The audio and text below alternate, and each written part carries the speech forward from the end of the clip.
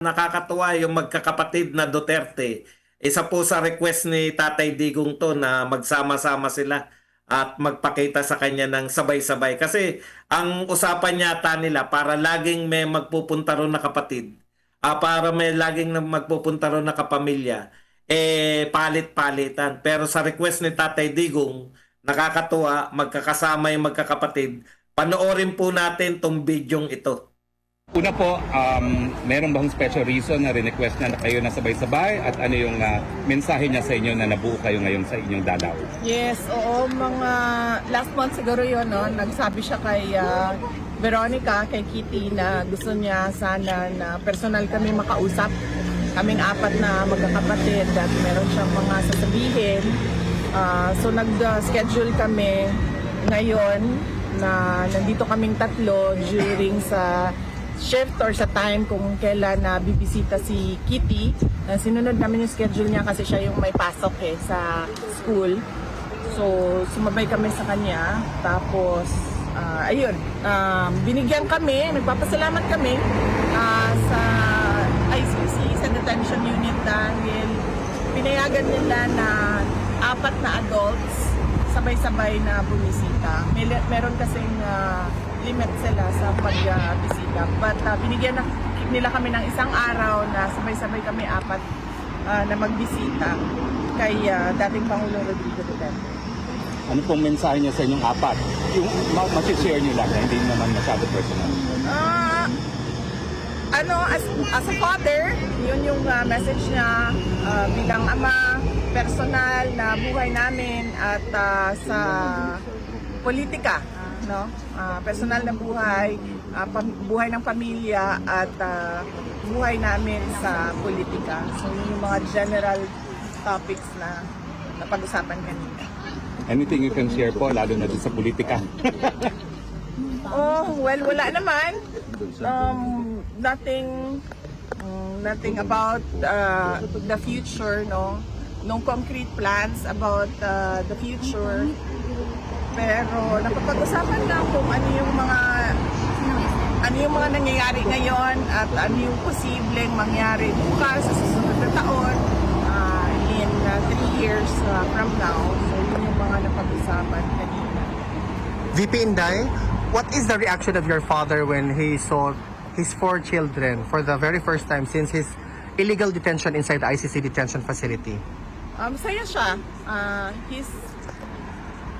He's been informed of it since Friday of last week nung 3 na kami ang bumisita at sinabihan na siya na ay nag-aantay na lang ng isa.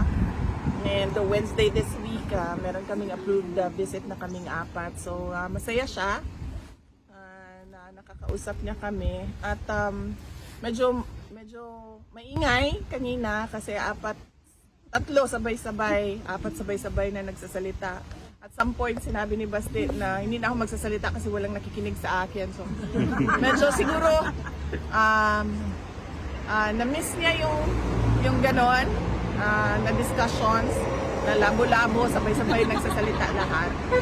At masaya siya na nakabisita kami ng 4. VP Inday, how's the health situation of your father? Okay naman siya. Kanina, chinek namin siya. Minasahe siya for 1.5 hours ni Congressman Pulong Duterte. So, minasahe yung 2 paa niya. And then, inano yung circulation because napansin niya no, na medyo gray, ashen gray yung kanyang isang paa. So, minasahe ng maayos para maayos din yung circulation. Minasahe yung 2 arms niya, yung likod niya, yung kanyang leeg, minasahe din ni Congressman Pulong Duterte. And before kami pumasok, kinausap ako nung isang nurse. Sabi niya na kapag meron daw, sabihin ko daw sa lahat ng mga bibisita na huwag daw siya bigyan ng snacks. Kasi merong vendo doon sa loob kung saan kami bumibili ng Coke Zero, ng soft drinks, ng juice. Huwag daw bumili ng snacks doon kasi sobrang taas ng kanyang sugar ngayon at gusto nilang pabilisin yung pagpapababa ng sugar. So pinagbawalan siya kumain Pero inalaw naman siya sa kanyang Coke Zero kung mag-request siya. Basta ang sinabi lang nila is that minomonitor nila yung pagkain niya sa taas, kaya wag siyang bigyan ng snacks dahil hindi nila ma-monitor ang sugar doon. And nakikita nila nagsispike yung kanyang sugar, blood sugar. So, pinagsabihan kami wag mag-share ng snacks. VP, just to follow up on that, how do you feel personally when you saw all of your siblings together with your father to meet him for the very first time? Ako? Together with all of your siblings. Yes, personally, VP, sa'yo. How do you feel? Hindi ko naisip yun First time pa natin na apat na since birth? Sa pagbisita, VP. Wala akong feelings. Hindi ko naisip yon. Pero ang sa akin lang is that kung ano yung makapagpasaya sa kanya, yun ang gagawin. So, nag-request siya ng personal na pagkikita na kaming 5. So, binigay namin sa kanya yon. Thank you, VP. VP, first time kasi na nakapanayam kayo since the dismissal of the impeachment, no? Ano yung naging reaction niya and any advice si Tatay Digong sa inyo now that the impeachment was dismissed, although there is a pending MR? Tagal na nun Wait lang. Na-inform mo siya, di ba, no? Oo. I think, ano sinabi? Hindi kasi na-discuss yung Ayun, yun yung sinabi. Extremely proud. Hindi kasi kami nagkausap nung dismissal ng impeachment. Visit ata ni Kitty yun and siya yung nagbigay ng news kay President Duterte. Any advice for your future political plans? Si Tatay Digong? Wala kami pinag-usapan na 2028 wala kami pinag-usapan ng 2028 elections kanina. VP, on a completely different matter, the lead counsel attorney Nicholas Kaufman made mention that he is appealing or he's waiting for the government of Bongbong Marcos to schedule an appointment for him to negotiate because he wants the immediate return of your father during that time today daw. What is your... Can you weigh in to this statement of Attorney Nicholas Kaufman? Is that possible or should we ask this question na lang kay Attorney Kaufman? I think it is best if we ask Attorney Nicholas Kaufman to explain his statement. Kasi I cannot speak for him and I cannot say kung ano yung I cannot say what his plans are. Thank you, VP. But do you think PBBM will allow him back? I cannot speak for BBM as well. CIA, siguro tanungin mo? Ha? Sino? Ha? CIA. VP, ngayon lang yung nagdemanda si Yorme, Mayor Isko, kay Congressman Chua regarding sa mga flood control. What's your opinion at saka would you encourage other mayors na i-demanda yung mga congressman nila na mayroong mga palpak o ghost projects? Yes, oo. Trabaho ng trabaho na Commission on Audit na mag-imbestiga kung meron silang makita na anomalya sa mga projects. So based on their audit or based on investigation sa DPWH, kung hindi man dahil sila yung iniimbestigahan based on NBI or the special committee ng DOJ na mag-imbestiga, dapat talaga pagpanagutin yung mga public officials at yung mga contractors ng ghost projects at ng substandard projects dahil delikado yun sa mga mamamayan. At saka huwag tayo tumigil sa flood control projects dahil noong 2024, last year, nagsabi na ako, sa school building program pa lang ng Department of Education, pinaghati-hatian na ng members of the House of Representatives, pero walang nag-react. Hanggang ngayon, walang nagsasalita, walang nag-iimbestiga. Hindi lang naman flood control So, kung seryoso talaga ang administrasyon sa paghabol about sa corruption, tingnan nila yung buong budget ng 2024 at ng 2025. At hindi lang yan, huwag tayo tumigil dyan. Sagutin yung mga blanco doon sa budget. Madami pa tayong questions. So, hindi lang flood control. Lahat. Since ma'am you have information dun sa dati kayong Deputy Secretary, are you willing to appear sa Senate hearing ni Marcoleta para ibulgar itong mga humingi sa inyo noon ng proyekt ng parte sa DepEd? Hindi naman sila humingi ng parte sa amin eh. Kasi diretso nilang kinuha yung budget.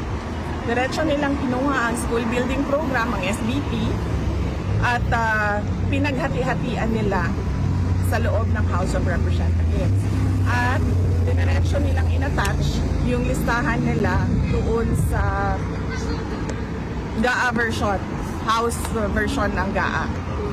At inakyat nila sa Senate. In fact, during the Senate hearing ng Department of Education, lumabas yun at tinanong yun ni Senator J.B. Estrada. Pero nung nagsabi kami, at alam yun ni BBM, wala naman siya reaction eh. So, kaduda-duda kung bakit bigla ngayon meron tayong investigasyon sa flood control projects. Kung seryoso talaga sila, and si BBM alam niya yan kasi governor siya dati, mayor ako dati. Alam natin lahat kung ano yung anomalya, ano yung corruption sa budget ng gobyerno, sa projects ng gobyerno. Saan lahat ang investigasyon? And ma'am, any comment dun sa latest na sinabi ni BBM na lifetime check?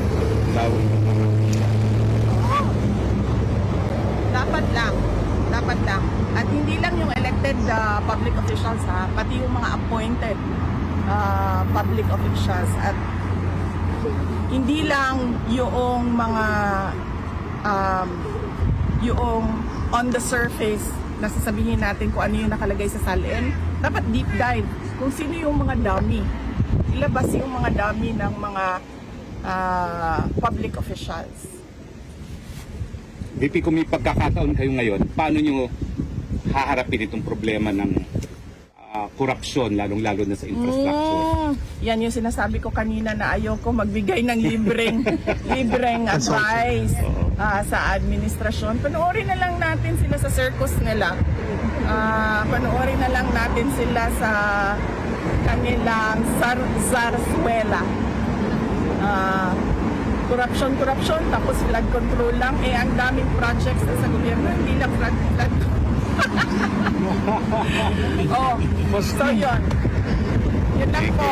Okay. At kailangan ko magpasalamat. Unang-una sa inyong lahat. Ang aming pamilya po ay nagpapasalamat sa inyong lahat. Nandito kayo sa Hague. Yung iba, hindi taga Netherlands. Meron pang galing sa malayong New Zealand. Napakalayo na lugar. Pumunta dito. Papasalamat kami. Dahil unang-una, sigurado kami, yung dasal ninyo araw-araw, ang laking tulong nun sa sitwasyon ni dating Pangulong Rodrigo Duterte. Yung pagpapakita ninyo ng suporta sa kanya, kanina nabanggit sa kanya yung mga tao na nandito, yung mga personalities na nandito. We mentioned you, and then he smiled kasi ano daw, noong nasa Davao siya, nanonood siya ng mga content at mga vlogs mo. So, nagpapasalamat siya at nagpapasalamat kami lalong-lalo na mga anak niya sa tulong ninyo sa kampanya at sa tulong ninyo sa dasal ninyo at sa pagpapakita ninyo ng support sa Pwede ba ho si Pangulong Anton Duterte. SMNI? Yes. Last question. Ayoko na magbigay ng libreng legal advice. Ayoko na magbigay ng libreng legal advice at professional advice sa administration ha. Dahil wala na tayong aasahan sa administrasyon na ito. 2028 daw. Sa September 23, ano ba yung aasahan daw ng mga Pilipino? Wala pa tayong, antayin na lang natin no, ang announcements ng defense team ni dating Pangulong Rodrigo Duterte. Pero ang pagkakaalam ko ay meron tayong pagtitipon sa 21 at 20 at 21. Yes. 20, Tatlong araw na. 22, Actually, ma'am, it's from 23. 19 to the 24th. 19, 20, 21, 22, 23, 24. Okay, 19. 6 days. Okay. September, So opo. merong pagtitipon ang mga Filipinos dito sa The Hague 19 and September 19 until September 24. 26 yan. So yun yung mga mangyayari sa We will also have the exhibits, ma'am, also. We will reinstall the exhibits that yes. doon sa Land Pano. Okay, sige. Pahula kami.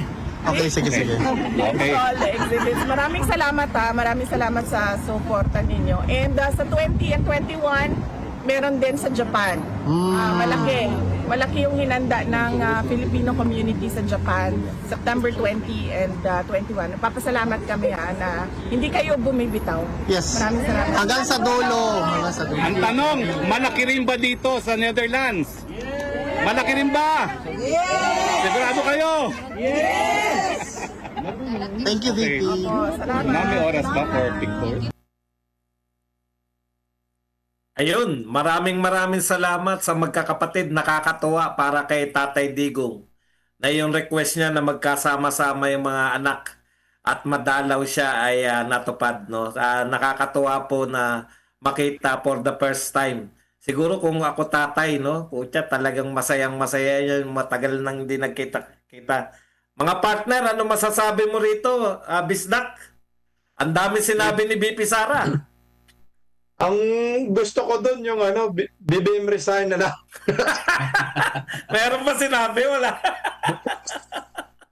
Kasi sabi ni Inday Sara, wala na tayong pag-asa eh. Di ba? Ayun, Sabi ni wala Inday, na aasahan. Oo, Tama. no, wala na tayong aasahan sa gobyernong ito. BBM resign na lang. Hindi, Kung wala na tayong- pwede siguro yun na abangan nyo yung panunungkulan ko. Yan. Partner, tuloy mo. Kasi nga, nakakatakot yung issue sa corruption. Sinabi ni Inday Sara eh. Hindi lang na kung seryoso si Bongbong Marcos. Bakit flood control lang? Ang korupsyon, sandamakmak, yung eskwelahan nga na sinabi ni Inday Sara, diba? I think 5 billion yung pondo, ginawang 20 billion ng mga kongresista. Kaysa 5 billion, na kung hindi ako nagagamali, humingi ng parang kickback itong mga kongresista. Sabi ni Inday Sara, wala na mapunta sa proyekto. Kaya ang ginawa ng kongresista, ginawang 20 billion para sa classroom. So yung 15 billion, sa mga buaya. Kaya tama si Inday, kung talagang seryoso po, kung hindi sarswila, itong ginawa ng Marcos admin na labanan di umano ang korupsyon, edi lahat na ng departamento partner. Lalo na yung confidential funds ni Bongbong Marcos. O yung intelligence funds, bilyonis yun eh. Hindi pa rin na-imbestigahan. At saka yung unprogrammed funds. Grabe yung unprogrammed funds, mga 700 billion partner. Yan ang matindi. Walang resibo yan. 700 billion. Partner Bimar.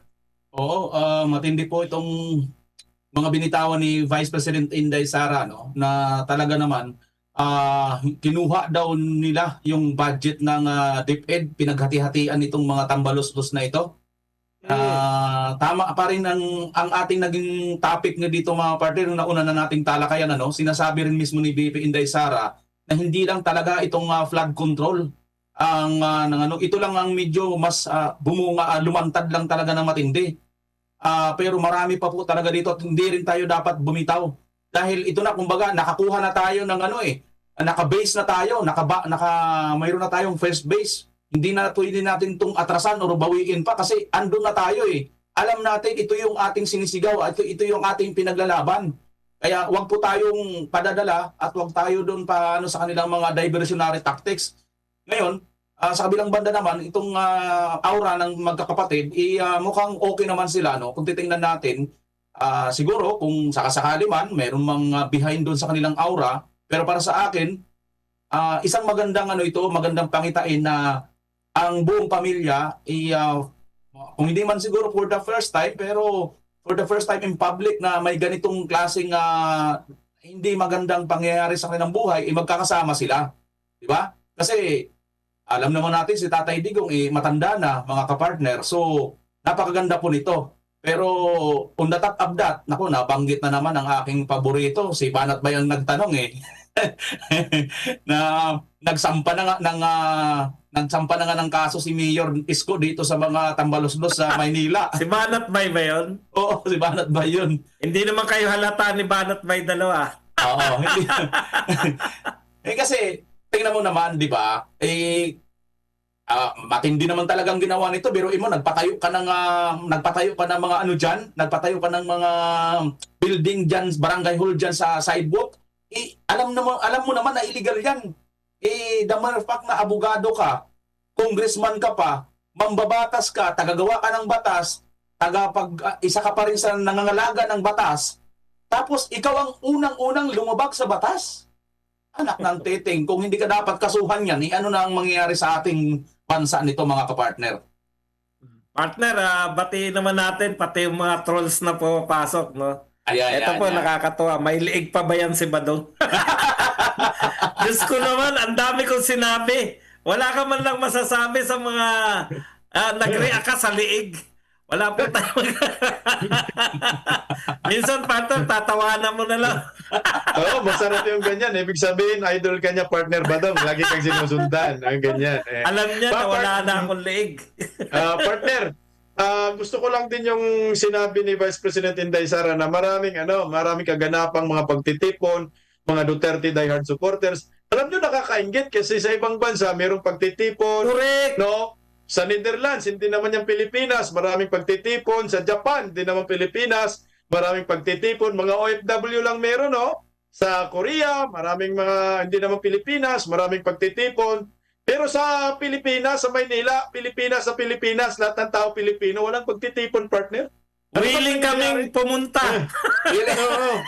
Hindi kami binabayaran. Pupunta kami ron. Kung gusto nyong magsalita kami, magsasalita kami. Ang problema lang tuloy namin, mo, partner, bawal yata sumabit sa estribo ng eroplano eh.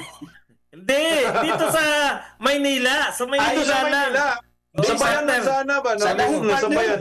Mangangarap ka na lang din, partner, sa dahig. Dito. Hindi, ito kasi makatotohanan eh. May mag-organize lang atin tayo, di ba? Sa Mindjula. Oo. Kung meron lang mag-organize sa Mindjula, pumunta na tayo dun eh. Sana man lang masabayan natin ba yung September. Meron sana mag-organize. Alam ko maraming mga Duterte diehard supporters dito sa Maynila eh. Kaso ang problema, walang nag-organize. Mas the best siguro dito sa Maynila. Sa pula naman natin sa Mindjula. Ano lang naman, prayer rally, suporta, hindi naman kaguluhan yan. Hindi naman rally yan na talsikin si Bongbong Marcos. Bakit ba yung mga dilawan komunista sumisigaw, kagaya yung si pinsan ni Bam Aquino, apo ni Ninoy Aquino, na si Kiko, di ba yun? Sabi niya, magalit kayo kay Bongbong Marcos, magalit kayo sa Supreme Court, magalit kayo kay Inday Sara, magalit kayo sa Senado. Nag-ano na siya, nag-iimbita na siya ng galit. Inuudyukan na niya yung taong bayan na magalit. Di man nakasuha ng sedition yun. Diba? Sa atin, prayer rally lang to support former President Duterte. Alam ko, pwede rin po yun. Mga kamisak, sana meron din dito sa Maynila. Kasi nga, nakakaya sa mga OFW, sila nagtatrabaho doon, nagrarally sila. Samantala tayo dito mga Pilipino, sa bansa na talaga natin, nandito yung principal dahilan ng illegal detained ni former President Duterte dyan sa DAIC. Wala pang kaganapang mga ganito dito sa Pilipinas, partner. Partner, kaya naman hindi dinidemanda yung si Kiko D. Walang bilang. Wala namang bilang yung puta. Diba pag ikaw sinigaw? Sorry po. Yari ka dyan. Yari ka dyan, partner. Pagsibis na kang sumigaw sa Mindjula, yung mga Patay. pulis sa likod niya, dampot. Mga partner, isa pa natutuwa ko, no? Yung sinasabi ni BP Sara na wala na tayo asahan, ako tinitignan ko naman yun na very positive. Kasi looking forward na tayo sa 2028. Eto si BP Sara, ang galing partner. Alam niyo yung una nagpapasalamat ako sa kaisa natin si BP Sara na wag tigilan itong flood control, wag tigilan itong mga kalokohan na expose, no? Kaya kami rito sa Birada, mananatili kami, BP Sara. At isa pa natutuwa ko, yung sinasabi niya na hindi lang yung lifestyle check ng mga yung sa ibabaw lang. Pati yung mga dami. Pati yung hukayin, partner. Alam mo, kaya takot na takot sila na maging presidente si BP Sara eh. Dahil alam ni BP Sara yung mga baho nila. Alam kung saan pati huhukayin, mga dami nila. Lahat ng mga yan, expose yan kay BP Sara. Kaya talagang gagawin nila lahat, wag maging presidente si BP Sara. At yun ay very exciting sa atin. At at the same time, nakakatakot din, partner. Alam mo, partner, yung sinasabi mo, wag nating tigilan itong issue sa korupsyon. Alam nyo, tayo na siguro yung pinakabugbog ngayon na political vloggers eh. Kasi may berata agila tayo, bumabanat tayo. Tapos bumabanat pa tayo sa ating channel. Madami na nating ina-upload na video sa ating mga channel. Mukhang gagawa na talaga ako ng AI na kamukha ko para itatype ko na lang yung sasabihin ko ba. AI na lang magsasalita sa channel ko kasi minsan sumasakit din yung panga nating partner, panay flood control. Ang masakit ng partner, may pumapasok pa sa atin na kino-question pa. Ito, minsan natatawa ko, sasabihan pa tayo na, kayo naman, panay lang kayo dakdak, wala naman kayong ginagawa. Ito na nga yung ginagawa namin eh, yung dumakdak na dumakdak. Kaya nga, parang gusto ko nang bumili ng salabat partner. Medyo sumasakit na rin yung lalamunan ko partner.